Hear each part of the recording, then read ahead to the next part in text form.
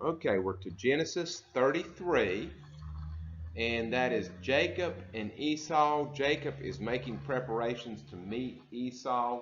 Jacob has returned from uh, Padan Aram, and he is coming back to the land. And this is when he left. Rebecca said, "You need to go." Esau was angry, and he prayed to God to to keep him safe. And God said, "I will be with you, and I will prosper you as you go. But come back to the land. Come back to relationship with me." And we see that happening in this chapter today. Now look, though, as Jacob makes arrangements, anticipating Esau coming. Esau is coming with 400 men, and I want you to see if you can tell who Jacob's favorites are by the way that he arranges his company as he goes. Verse 1, Genesis 33. Now Jacob lifted his eyes and looked, and there Esau was coming, and with him were 400 men. Jacob, that's very intimidating. Last we talked to Esau, Esau was pretty mad. Been 20 years ago, but people can hold a grudge 20 years. So Jacob divided the children among Leah, Rachel, and the two maidservants. So he divided by wives and concubines, as you will. Verse 2, and he put the maidservants and their children out in front. What does that tell you? If Esau is taking heads as he comes, theirs will be the first to go.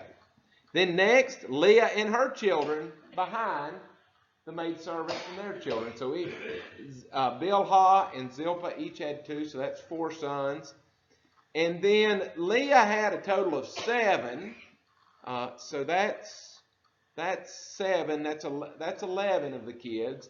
And then Rachel and Joseph last. So that tells you a little bit clearly. And the author goes out of the way to point out that Jacob is always scheming. Jacob is always... Now, what Jacob says is very faithful. The words that come out of his mouth when he prays to God like a faithful person. But the author goes out of his way to let us know that he's also scheming and that he has favorites. Now, we all, I guess, have favorites. But would you ever do something like this, going into a dangerous situation and say, well, this child I'll put out front because if one's got to get killed, I would rather it be this one than another one. We can't dream of such a thing. So Jacob makes, again, elaborate plans to ensure his own safety. I'll guarantee you this, Jacob at this point was not out front leading the pack. Verse 3, then he crossed over before them and bowed himself to the ground 7 times until he came near his brother. So he actually did get out front and started bowing down 7 times in obeisance to Esau. So when Esau comes up, Jacob is bowing down. Now Esau has already received, if you remember from Genesis 32, all the sheep and donkeys and goats and everything that he sent ahead as gifts. And so Jacob is working this forgive me Esau thing. But Esau ran up to meet him. Rather than coming with a drawn sword, he runs up to meet, and he embraced Jacob, and he fell on his neck. He hugged him and kissed him, and they wept. So all of this has come to a good end. There is the embrace of the 2 brothers. Verse 5 says, and Esau lifted his eyes, and he saw the women and the children, Jacob's family, large family, and he said, who are these with you, Jacob? So Jacob said, the children whom God has graciously given your servant. Again, Jacob is still working to get Esau's favor. Now, it is ironic. One irony of this is, from the beginning, way back when Rebekah spoke to God, God said, the younger, the older shall serve the younger. But notice Jacob, in order to get the favor of man, reverses that and says, your servant, I am your servant, Esau. I am your servant who tricked you out of your birthright, and your servant who tricked you out of the blessing, too. So, his words are nice, but they don't match up with his actions, do they? And they don't match up with God's will in this case. God said Esau should serve Jacob. Jacob explains what his plan was to Esau in this next verse. He's candid. Verse 7, and Leah also came near with her children, and they bowed down. Afterward, Joseph and Rachel came near, and they bowed down. And then Esau said, what do you mean by all this company which I met? He's referring here to the sheep and the goats and everything that he sent out front as a gift. And Jacob said, these are to find favor in the sight of my Lord. My Lord is Esau here. He's saying, I did these so you would not kill me when you met me. But Esau said, brother, I have enough. Keep what you have for yourself. And Jacob said, no, please, if I now have found favor in your sight, then receive my present from my hand, inasmuch as I have seen your face, as though I had seen the face of God. I have come before my judgment seat here. This was a day of reckoning, and I was expecting to get killed. I was expecting to be judged, and I have found favor in your eyes and forgiveness, and you were pleased with me. Now, part of what you're seeing here is that ancient Near Eastern culture. You might see a scene like this today in the Middle East, as two people really jockey to be the most hospitable, the most giving. Take it. No, I won't take it. You keep it. No, take it. And that kind of thing going on. There's another depiction of the scene. Verse 11, please take my blessing that is brought to you, because God has dealt graciously with me and because I have enough. Now, in this case, this blessing is his physical, tangible gifts. He is not offering back the blessing of descendancy, the line of the seed, the kingly blessing, the promised seed blessing that will go through him down to Judah and on to Jesus. So Jacob urged Esau, and finally Esau relented and received the gifts from him. But that is a whole thing going on here. Again, very cultural. But now, put all this into context, though. What was the last time we heard from Esau right after Jacob took his blessings 20 years earlier? It takes us all the way back to chapter 27, verse 41. So Esau hated Jacob because of the blessing with which his father blessed Jacob. So Esau hated Jacob because Isaac had blessed Jacob with the blessing that was by birth going to go to Esau. And that is because he was the older son and the favored son of the father. And Esau said at that point in his heart, the days of mourning for my father are at hand. When they are over, I will kill Jacob, my brother. And so Jacob had reason to fear Esau. Why do you think? What has happened? What has happened in the 20 years? This is very important. This is the big big key to this story, to unpacking this story. What changed Esau's wrath and hatred and vow to kill his brother into favor and a hug and a kiss? Apparently he had prospered. Well, Esau had prospered. Maybe that thought, and that was one of our first one. Time. I didn't think prosperity. Maybe. Um, time heals all wounds. Uh, I'm not good at staying mad. Now I can get mad. I can't stay mad. I could never vow to kill anybody. I would have to kill them immediately. If I was to ever kill anybody, I'd have to, because if I waited 15 minutes, I'd forgive them. Well, I might not forgive them, but I'd say, I'm going to let it go. So maybe Esau was just predisposed to forgive or to let it go. And he prospered. He figured, what's the big deal? He took a blessing. And it is a good point. We did, I believe it was last week, we did mark out that both with Ishmael, did we talk about this? Both with Ishmael, who was hopped for Isaac to get the blessing of the seed, and for Esau, who was hopped over. In both cases, God chose to give them a blessing. Not the blessing, not the special blessing of carrying the seed of promise, the seed of salvation for all mankind, but they did get a blessing. Ishmael got a blessing, became 12 nations.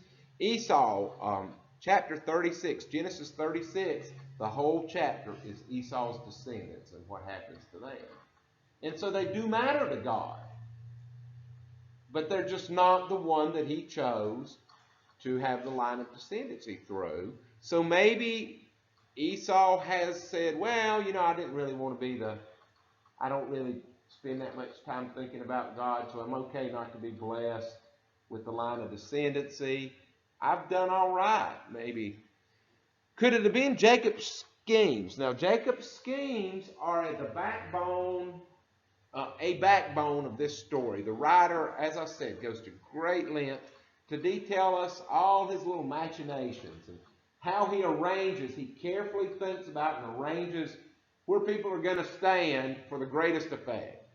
He will put one group out front, and then he'll go across the river and put another group, and then he'll go across another river, and he'll camp by himself in case somebody sweeps down on him. Always scheming. Do you think it is his schemes? Has he tricked Esau from his wrath by giving him lots of stuff? Well, Esau says no. What about his wealth?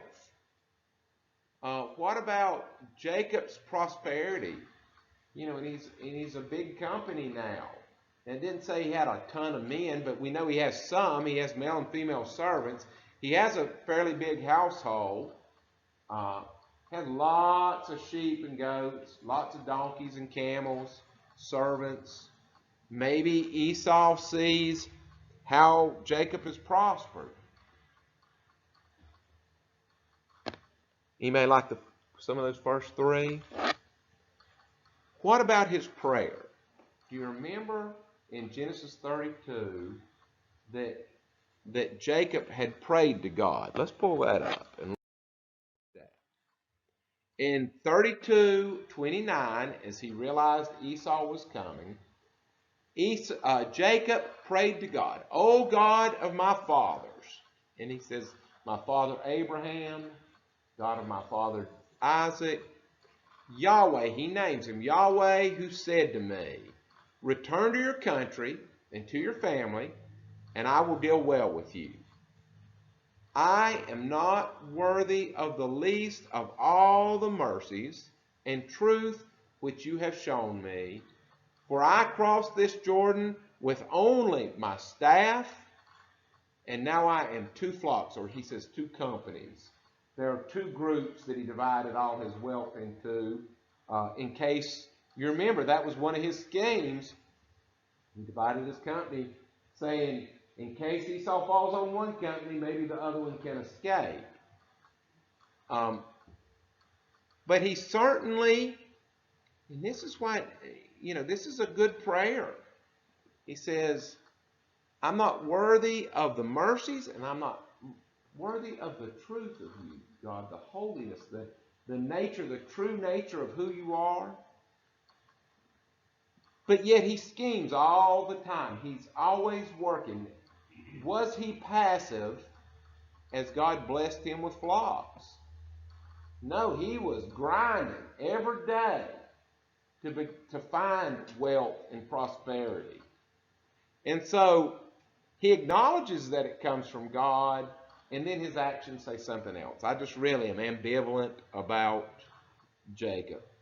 He goes on to pray, Lord, deliver me, I pray, from the hand of my brother Esau, for I fear him. He's very honest. Lest he come and attack me and the mother with my children. Take out me and my family.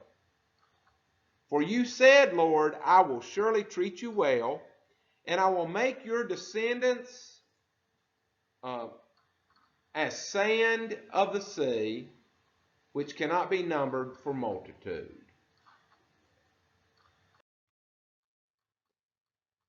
And so it was a good prayer. And I believe the backbone of this story is that prayer is the key to Esau's change in attitude, not the other things. The biblical author goes out of his way to show that Jacob's struggle is to believe God. That his true struggle, you boil down everything in his life, and it is between his will and making his life fall out the way he wants it to fall out, and between following God's will for his life, seeking God's will in his life. And that is the reason I keep saying over and over, Jacob is us. Because we all battle between what we want to accomplish, what we want to achieve, what we want to have in life, versus making our life a part of God's plan. What if God says, you are to take a vow of poverty? Well, how about, Lord, I be poor in spirit but have lots of material things? How about if I work hard and have me a nice house and then maybe give a lot to people, or maybe work for charities? And I believe, and I'm just throwing those out as examples of way that somebody might struggle with God. I do not believe that there's a condemnation of wealth or prosperity or working hard or anything like that.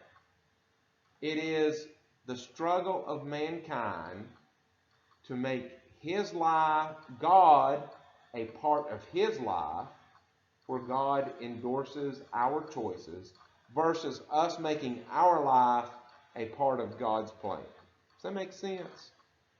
And it's a very, really there's a very little difference. Because the Bible, I do not think condemns, it certainly doesn't condemn hard work. It certainly doesn't condemn making a plan. I think the Bible is very in favor of, save money, put money away, take care of the things you have, and those kind of things. But are you doing it as a part of God's plan for your life, or are you making religious thought a part of your plan? Putting it in a neat compartment where you want it to stay and behave with you. That's my thought about Jacob. And I think that is the battle that all people face. In the end, though, it is always Yahweh who delivers Jacob, not all of his scheming, not all of his manipulations. In the end, he admitted, he put the branches out before the sheep and the goats, and so that would make spotted ones be born and all that. And then he comes back and he admits, well, Laban kept changing the rules, and no matter what he changed it to for my portion, God blessed that portion. So it was always God working in and through Jacob's schemes to deliver Jacob and to prosper Jacob. No matter how hard we scheme in life to create our own blessing, we fail. It was Benjamin Franklin that said, God helps those that help themselves. It's not in the Bible. It's not in the Bible. So it goes on in verse 12, Genesis 33:12. Then Esau said, let us take our journey, brother, let's go, and I will go before you. I will lead you. And what's interesting, the 400 men, we'll see, the 400 men did not come to kill Jacob. They did not come to carry off his gifts that he brought. Why did they come? I think we'll hear here. But Jacob said to him, my Lord knows that the children are weak, and the flocks and herds which are nursing are with me, so they're going to be slow. And if the men should drive them hard one day, all the flock will die. Please let my Lord go on ahead before his servants, and I will lead on slowly at a pace which the livestock can go before me, and the children are able to endure until I come to my Lord in Edom at Mount Seir. Mount Seir is where Esau lives, and it is to the southeast of the Jordan River. Verse 15, and Esau said, now let me leave then with you some people who are with me. Let me leave you some men. In other words, he brought the men in order to help Jacob along on his journey and to give him protection. But he said, what need is there? Let me find favor in the sight of my Lord. So Esau returned that day on his way to Seir. Jacob journeyed to Succoth, built himself a house, and made booths for his livestock. Okay? The word Succoth is booth, is the Hebrew word for booth. And so that's one usage. Later on we'll see that word again, the Feast of Booths, for the little, a booth is a lean-to in the desert. And that will be a way of celebrating Passover, the Feast of Booths. But here it is for the booths made for the livestock. Therefore, the name of the place is called Succoth. Now, remember the promise that Jacob made to Yahweh way back in Genesis 28:20. Then Jacob made a vow, saying, if God will be with me and keep me in this way that I'm going, and give me bread to eat and clothing to put on, so that I come back to my father's house in peace, then the Lord shall be my God. So far, 100% God has delivered on this. He thought he was going to come back to war and violence, and he came back in peace. And this stone, which I've said, this was at Bethel, as a pillar shall be God's house. Beth El. Beth is house. El is the Canaanite word for God, house of God, Bethel. And of all that you give me, I will surely give a tenth to you. Now, we don't know if he ever gives a tenth. We'll see here in a minute what he gives back to God. Most people assume that this is a tenth of what he had, but it's not clearly stated in the text. He comes to Jacob. Then Jacob came safely, it says in the New King James, but that translates the word shalom, which we know is the Hebrew word for peace. He came to, and then Jacob came in peace to the city of Shechem. Now we're getting ready. This is a transitional statement. Genesis 34 is all about Shechem. I wrote a 50-page paper on Shechem, Genesis 34, when I was in school. And the history of interpretation of Genesis 34, trying to decide if I'm going to, it'll take us about 6 weeks to get through Genesis 34. I'm thinking about breaking out my paper and going through each interpretation over the centuries. Hadn't decided yet. Stay tuned. But he goes to Shechem. The word Shechem means shoulder in Hebrew. The city named Shechem is on the shoulder of Mount Ebal. And so that's what it means. There is Mount Ebal on one side. There's a road that comes through the mountains and goes down. it's about 40 miles north of Jerusalem. And so this Shechem is a fortified city that guarded that route to the central heartland of Israel. Of an army invading from the north, that's Shechem would block them from invading. And it has a history, a very violent history. Almost every mention of Shechem in the Bible is associated with some sort of violence. What is interesting, uh, I also wrote a paper about the archaeology of the city of Shechem in the 1700-year period around the Bible, between basically Abraham and Jesus. Shechem was burned to the ground, where they would go in and take the gate. They would kill everybody in Shechem, and they would tear the walls down 11 times. Can you imagine if somebody had attacked Valdez even once and burned down all the houses and killed all the people, the way it would be talked about?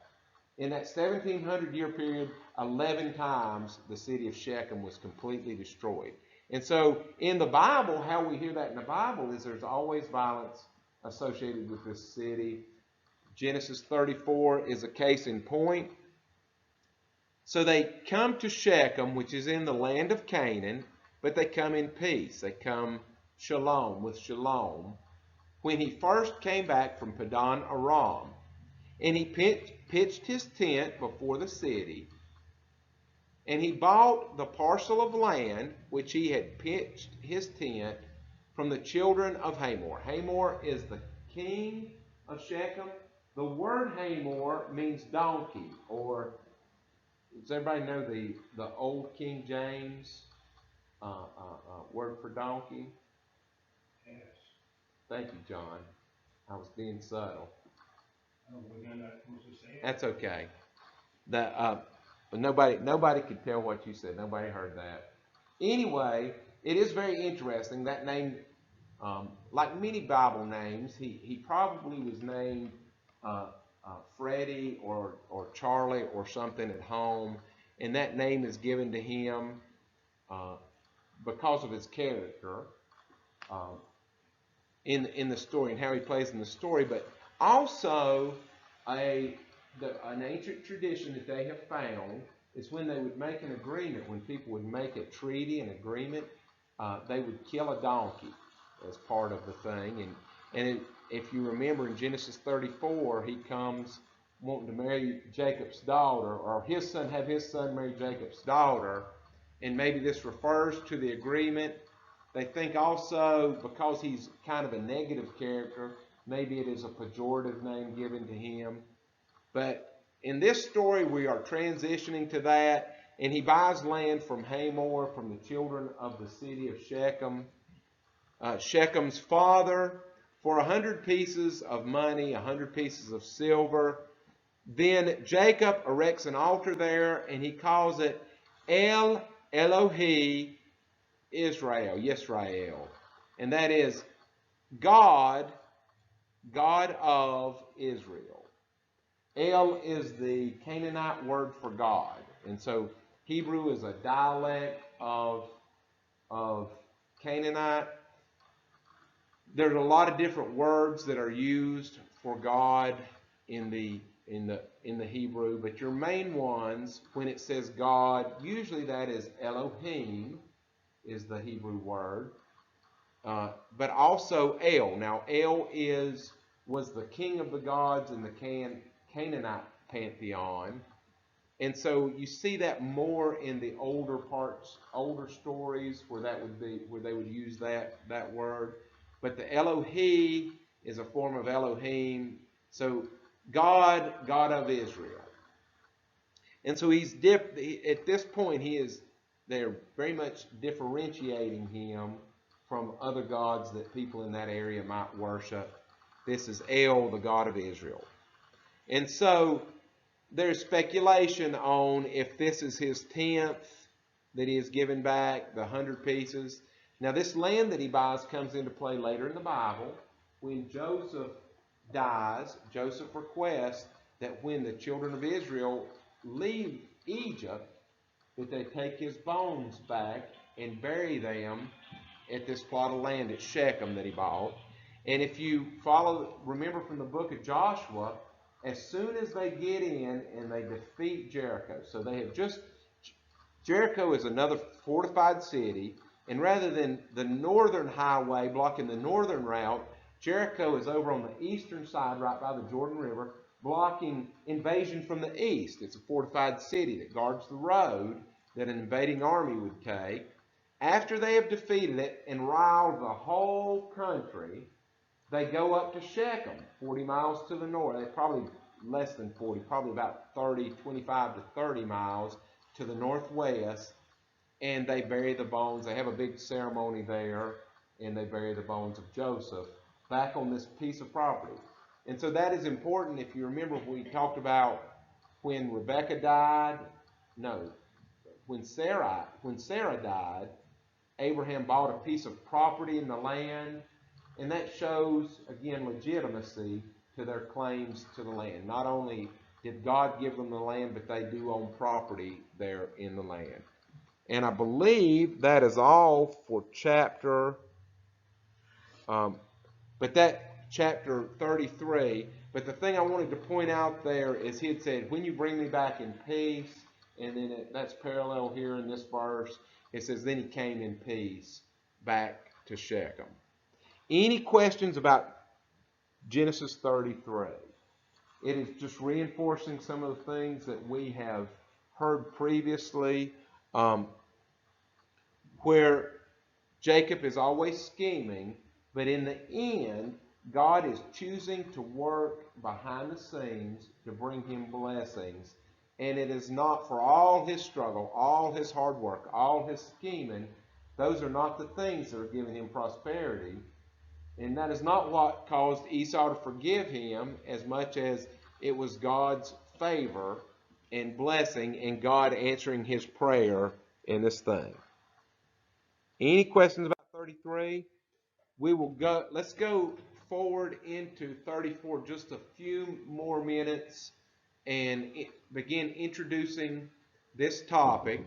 I'm not prepared a ton for these slides at this point, but we'll just start out with a few little introductory things. So they have returned to the land and they are camped outside of Shechem, which Shechem is on the shoulder of Mount Ebal, E-B-A-L, and then you've got that north-south road, like I say, 39 miles to Jerusalem, going south. And then on the other side of the road is Mount Gerizim. Does that name sound familiar to you? That is where the Samaritan temple is later on, where the Samaritans, so the Israelite kingdom divided after King Solomon, after Solomon's son, into the northern tribes, the 10 tribes in the northern Israel became the nation of Israel. And then the southern tribes, Judah, Benjamin, maybe Simeon, become Judah, the nation of Judah.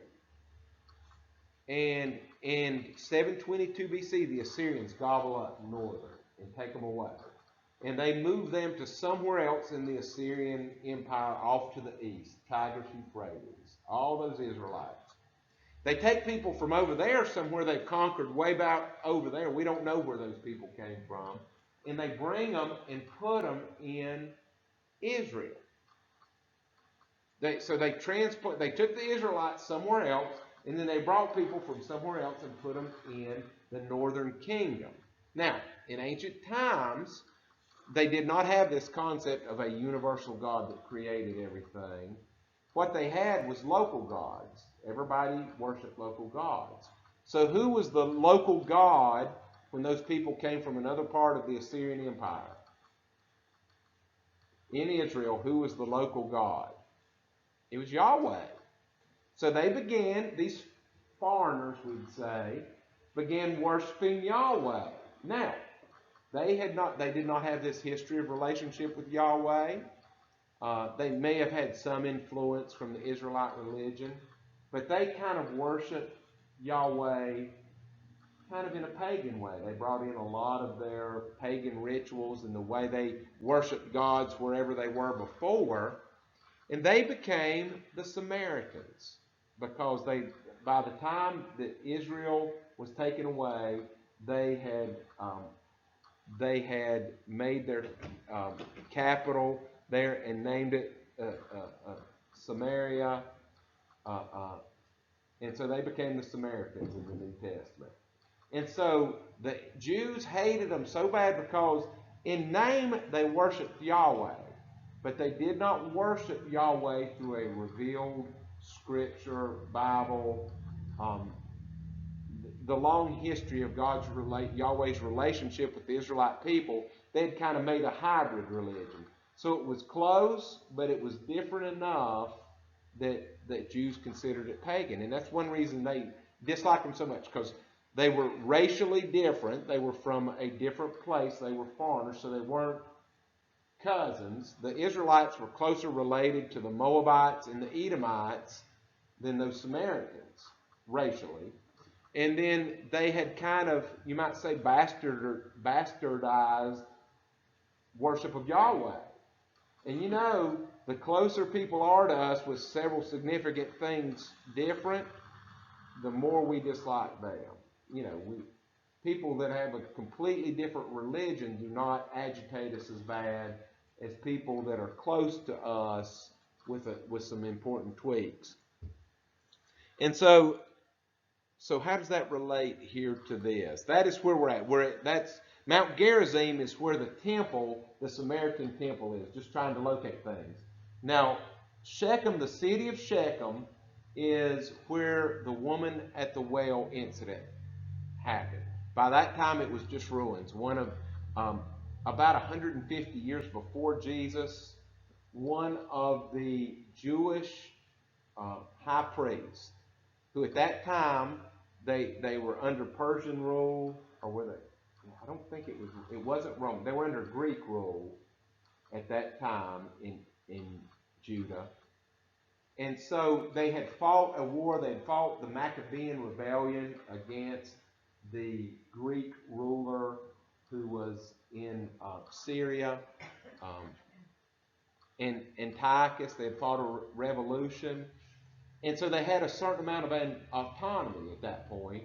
And so basically, John Hyrcanus was the name of the high priest in Jerusalem. He took an army and went up to the temple at Mount Gerizim, 39 miles to the north, and destroyed their temple and laid siege to Shechem and had destroyed it and pulled the walls down, the high priest of the Jews.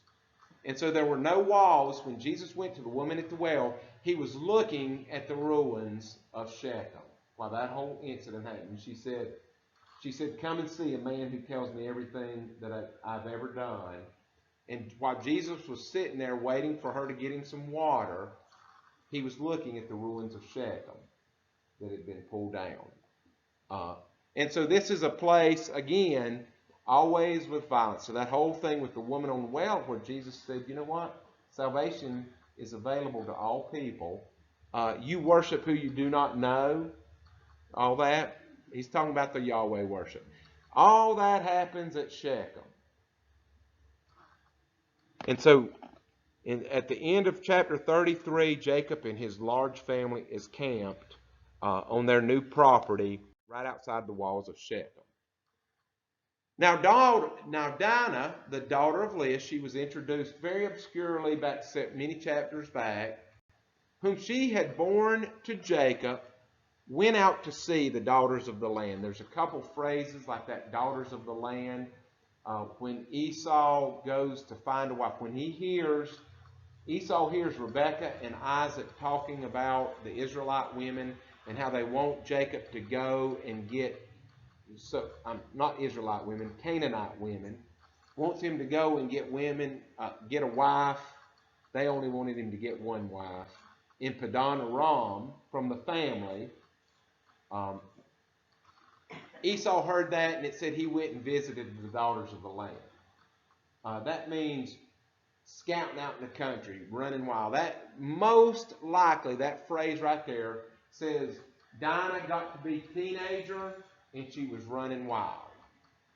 And what we see, especially as we go through now, so far the kids have just been names and they've been babies carrying in the arms. As we begin to find out more about the children of Jacob, they pretty much do what they want to do. They pretty much run wild. There is an indictment, a subtle indictment of Jacob in the way that author tells the story, because just about every case when we talk about one of the children, other than Joseph, when we talk about one of the children of Jacob, they're doing something wild, off the cuff. And Dinah is no different. So they're camped here at Shechem. She goes to visit the daughters of the land. She's not staying in the family. She's not staying in the tribe. She's running wild. She's out where she has no business being. She's not under her father's supervision anymore. She's doing her own thing. Do you think she'll get in trouble or not? Verse 2, and when Shechem, the son of Hamor, the Hivite, the prince of the country, saw her. So Hamor is the king of the city-state of Shechem. He named his son Shechem. He is the prince of the country. When he saw Dinah, he took her and lay with her and violated her. Now, the words used for, the word took her is clear, but lay with her and violated her are not specific terms. Some versions say he raped her. And I've seen a lot of articles on this phrase, these phrasings. It is entirely possible, though we can't pull it from the text, because like I say, the text is not specific, that Dinah was consensual. That when they slept together, Dinah said okay, and she was perfectly willing. Still, in the customs of the land, and in the customs of our land, not too long ago, for her not to be married, and for her even to be in a consensual sexual relationship with a man she's not married to, is a violation of the norm, is a scandal. And so whether he took her and she resisted his sexual advance and he forced her by brute power to have intercourse with him, or whether she said okay, doesn't really matter. Doesn't really matter in the rules of the story, in the rules of that time. For them not to be married and for him to sleep with her is a violation. It is okay in the Hebrew to translate that he raped her. It's completely fine, but it's not specific. They don't have a specific word.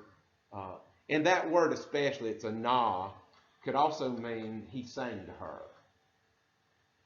in Hebrew. But clearly that's not what it's meaning here.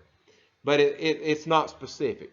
What you can pretty much guarantee is that Dinah was out away from the family, out away from her father's protection, and as we will see, I believe the author makes very clear whose fault is it that Dinah is out running wild. Well, yeah, it's Dinah. Dinah's responsible, but a lot of the blame falls on Jacob. If Jacob was doing his job, Dinah would have some supervision and she would not get in this mess that she's in. This is the thing about this Genesis 34. Number one, there is no mention of God in this whole story. And that is part, I think, of the author's effect. This is a story where people are taking care of business without turning to God or acting in a way that honors God. There is no good character in this whole chapter. Not one single person is somebody that we need to follow. Do not go to Genesis 34 to find a role model to learn how to behave and honor God, because it's not in this chapter. Why? Well, if you remember when we studied Judges, there were a lot of stories where everybody behaved bad. Even the hero of Israel, and I put hero in quotation marks, even the hero of Israel behaved badly. Well, what I said then, in my observation about these types of stories, is that they are made to be warnings. What was the big statement made about the people in the time of the judges? Every man did what was right in his own sight. Nobody sought the leadership of God. Nobody made a decision and said, what decision would please God the most at this point in my life? And this story is a train wreck. It starts out very bad. In the first verse, the daughter's running wild. In the second verse, she gets not only raped, but she gets taken prisoner. And that's in the background throughout this story, is she is held prisoner by Shechem and his family as we go through this. So, I'm going to stop right there. I'm just dangling that for you to think about and absorb. It's an ugly story. I don't think we'll be in it for 6 weeks, but I'm not making any promises. It is fascinating, and it reveals a lot about how the Bible is presented in a storytelling format. You really have to read between the lines. My paper was the history of interpretation of Genesis 34. Now, most of the time on any Bible verse that you write a history of interpretation, you have to really summarize, because there has been so much written about every verse that it's impossible. So you have to catch big categories of interpretations and put them down. Genesis 34 is very interesting. I did not get every single interpretation in a 50-page paper, but I got every one that I could find in a 50-page paper. What that means is this is a hands-off chapter. People do not like to mess with this. This chapter is so ugly that if you talk much about it, you can't help but get your hands dirty in the process. And so people just don't really interpret this. This is one we skip. Like many of the ones in Judges that are meant to be warning stories. Here's what happens if you don't call on the Lord. When you start taking the wheel, pull the wheel out of God's hand and start steering your boat yourself, this is what happens, catastrophe. And so people leave it alone. Anyway, any thoughts or questions before we close? Let's say a prayer and end today.